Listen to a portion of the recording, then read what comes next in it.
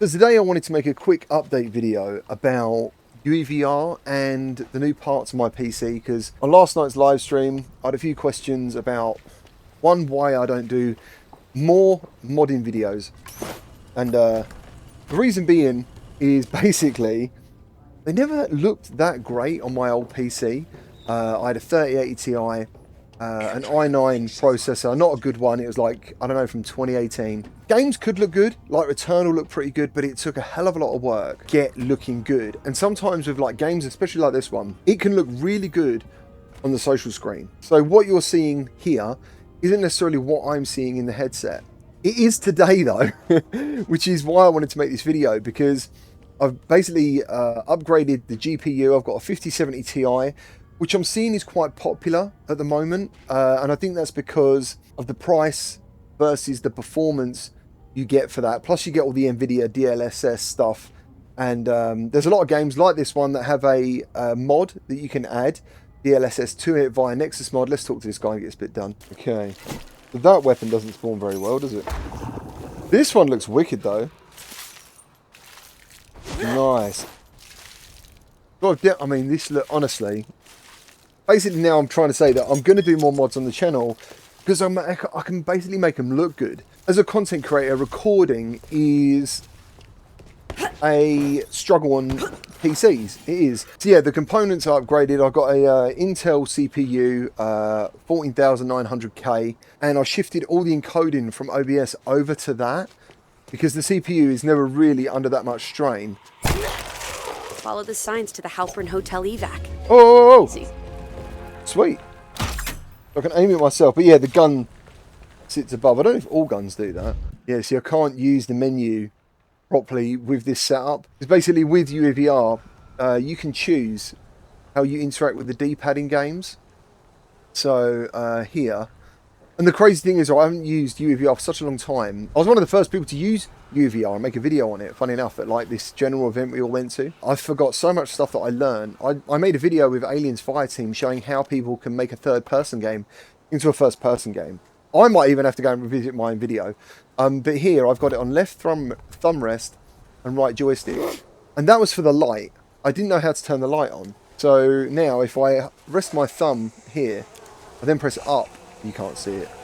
It's not light, it's not dark enough. But yeah, basically that was the only way for me to get it to work. Dude, this looks so good. Oh. What other weapons have I got? What the hell is this? Oh, it's a nail gun. Mate, that looks so cool. Come on. And you. And you. Oh, how did you walk through that? Whoa. In the past, it's been very hard to run UEVR games. And when I go in the Discord, I see a lot of people there complaining. They're really struggling to get these games like to look good and play good. And you can spend a lot of time messing around with stuff, and it's definitely different with content creators. But the ultimate answer is they're very demanding. They are just very demanding. Jeez, look at this thing. It's insane. Oh, he looks like the guy from Shadow Man. Mate, these weapons are disgusting. Basically, I downloaded a save file that gave me the ultimate modded weapons. It's been pretty fun.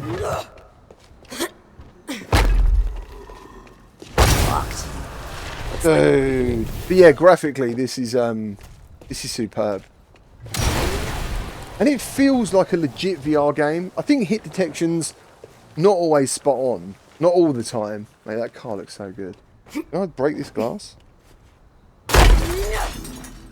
Yeah, there was loads of mods that used to run fine on my 3080 Ti. And I genuinely thought like a 3080 Ti would be absolutely fine. And for a while it was. And then, I don't know why, like, more games I played, the more struggles I had to have a good time.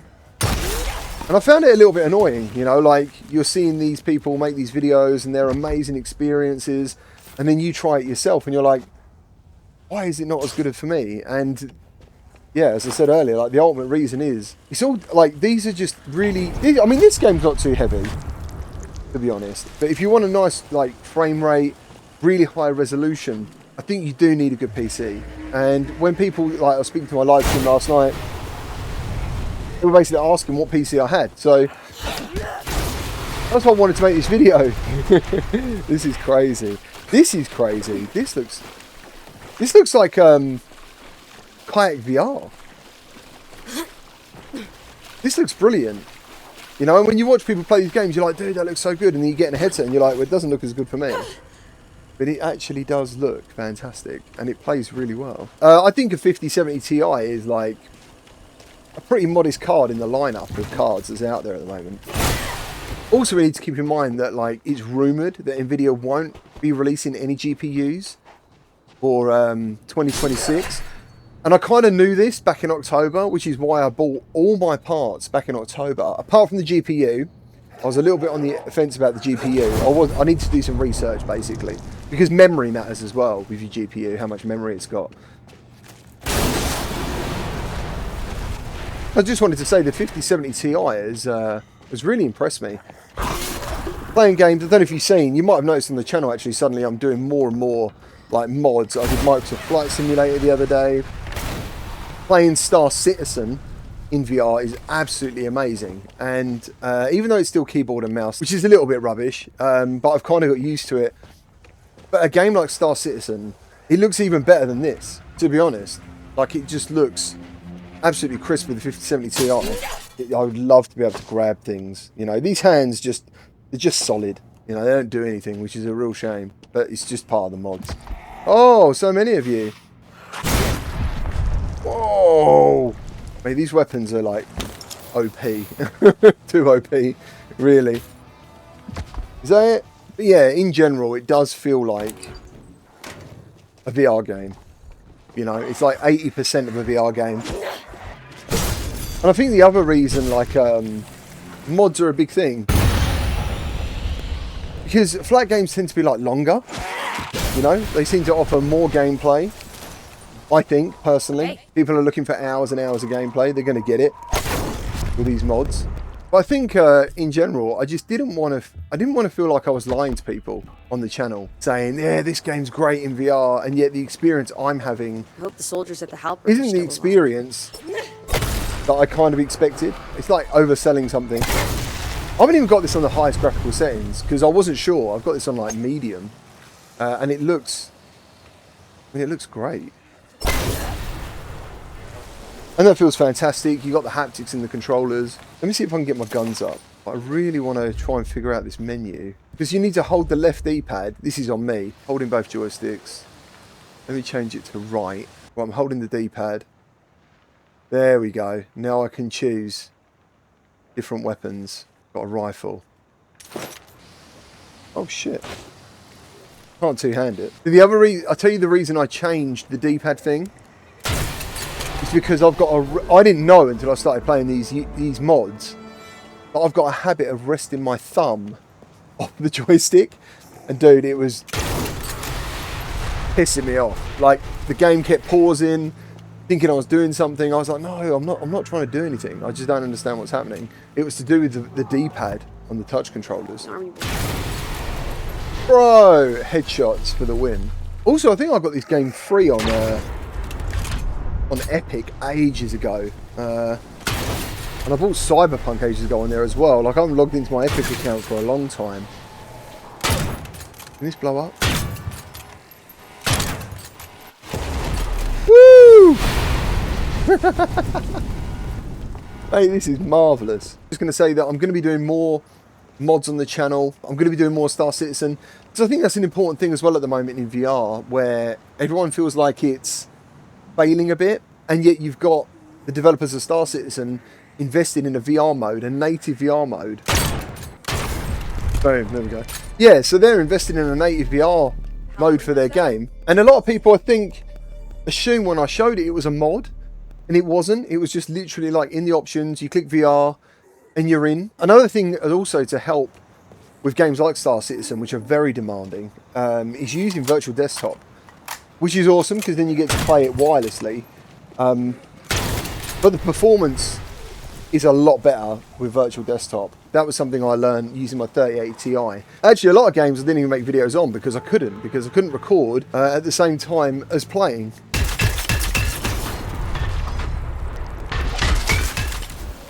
And also last night on the live stream about PSVR 2, I saw a lot of people talking about how they're thinking about getting a PC because there's so many games coming to PC now, like PlayStation games like Death Stranding, for example. People are thinking like, is now the time to get in here? And I would say it is, but obviously you've got the RAM issue. You know, the RAM issue is not going to go away anytime soon, I don't think. The RAM I bought for this PC was like £140 in October. The same RAM is now £450, which is insane, which is unfortunate, you know, when everyone's right now thinking about, do I just get a PC, you know, to play these games? And I think that's, I don't want this video to feel like a flex, like, oh yeah, he's got a new PC. That was never my intention. It was more a case of like, I think it's a good time. I just do. I think it's a really good time if you're thinking about it to do it. UEVR is in a place where it just works so well, you know, and these modders are really making these really cool profiles. And the good thing is about UEVR, you can make them yourself. Not that I can remember how to, but you definitely can, because I used to do it. And I think that's the beauty of UEVR, you know, you could get in here, make those profiles yourself if you wanted to, or just join the FlatVR Discord and check them out. You know, you literally just import a file, or if you didn't even want to do that, I know some people don't really care whether they're using 6-DOF. But I mean, the hit detection's a bit odd. Sometimes it works really well, and sometimes it doesn't work at all. Broski. Ah. See, if I want to use like the big swing, you do have to pull the trigger. But everything else is 6-DOF, you know?